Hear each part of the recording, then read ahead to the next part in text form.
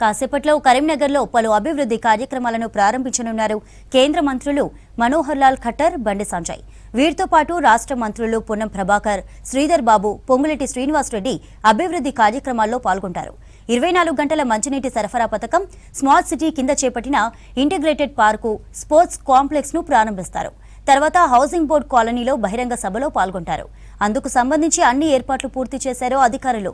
కేంద్ర మంత్రుల పర్యటనపై మరిన్ని వివరాలు వెంకటేష్ అందిస్తారు.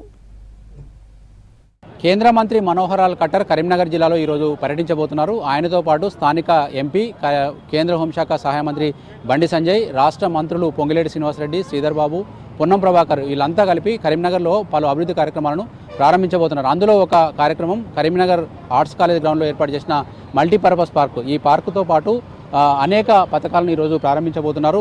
ముందుగా హైదరాబాద్ నుంచి ఖట్టర్ హెలికాప్టర్ ద్వారా కరీంనగర్ స్పోర్ట్స్ కాలేజీ గ్రౌండ్కు చేరుకుంటారు. అక్కడి నుంచి నేరుగా R&B గెస్ట్ హౌస్కి వచ్చి అక్కడ పోలీస్ గౌరవవందన స్వీకరిస్తారు. అనంతరం ఈ పార్కుకు వచ్చి ఈ పార్కును ప్రారంభిస్తారు. దాదాపు 8,20,00,000 వ్యయంతో అతి సుందరంగా ఈ పార్కును ఏర్పాటు చేశారు. తర్వాత ఉద్యానవనాలు, ఫౌంటైన్లు, తర్వాత పిల్లలు ఆడుకునేందుకు అనేక పరికరాలతోటి ఈ గ్రౌండ్ రూపొందించారు.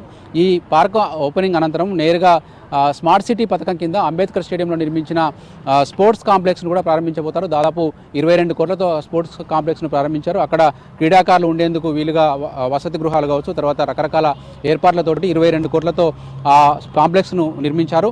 అనంతరం స్పోర్ట్స్ కాంప్లెక్స్ నిర్మాణం అనంతరం అతి ప్రతిష్టాత్మకంగా చేపట్టిన కరీంనగర్ మున్సిపల్ కార్పొరేషన్కు 24 గంటల పాటు నిరంతరం మంచినీటి ఇచ్చే పథకాన్ని ఈరోజు కేంద్ర మంత్రి ఖట్టర్ ప్రారంభించబోతున్నారు. దీనికోసం దాదాపు 18 కోట్లు అమృత పథకం కింద నిధులను ప్రభుత్వం కేటాయించింది. ఆ పథకం కింద కరీంనగర్ నగరంలో పైలట్ ప్రాజెక్ట్ కింద ఈరోజు 2,660 గృహాలకు 24 అవర్స్ వాటర్ సప్లై ఇచ్చేందుకు కూడా ఏర్పాట్లు చేశారు. దీనికోసం ప్రత్యేక ట్యాంకులు నిర్మించారు. తర్వాత నీటి వృధాను అరికట్టేందుకు నల్లాలకు మీటర్లు బిగించారు. ఇట్లాంటి అనేక అంశాలతోటి కూడా మనకు మంచినీటి పథకం ఈరోజు ప్రారంభం కాబోతుంది. మంచినీటి పథకం ప్రారంభించిన అనంతరం దాన్ని క్రమేణా నగరం అంతా కూడా విస్తరించాలనేది ప్రణాళిక. ఆ తర్వాత అక్కడే హౌసింగ్ బోర్డు కాలనీలోని కుమ్మరివాడిలో ఏర్పాటు చేసిన స్మార్ట్ స్కూల్ను కూడా కేంద్ర మంత్రులు ప్రారంభిస్తారు.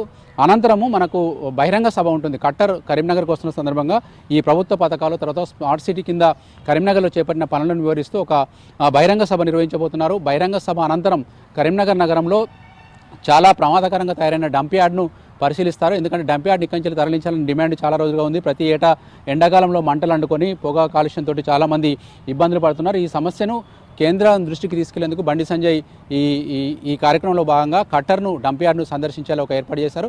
అనంతరం ఆయన ఇక్కడి నుంచి మళ్ళీ హెలికాప్టర్లో బయలుదేరి హైదరాబాద్ వెళ్ళి హైదరాబాద్లో జరిగే పలు కార్యక్రమాల్లో పాల్గొనబోతున్నారు. ఓవరాల్గా ఈరోజు కేంద్ర మంత్రి ఖట్టర్ పర్యటన సందర్భంగా నగర వ్యాప్తంగా కూడా భారీ ఫ్లెక్సీలు ఏర్పాటు చేశారు. మొత్తం పార్టీలకు అతీతంగా అందరు నాయకులు కూడా ఈ కార్యక్రమంలో పాల్గొనడంతో మొత్తం సందడి అయితే కనిపిస్తోంది. కెమెరామెన్ కవికుమార్తో వెంకటేష్, V6 న్యూస్, కరీంనగర్ నుంచి.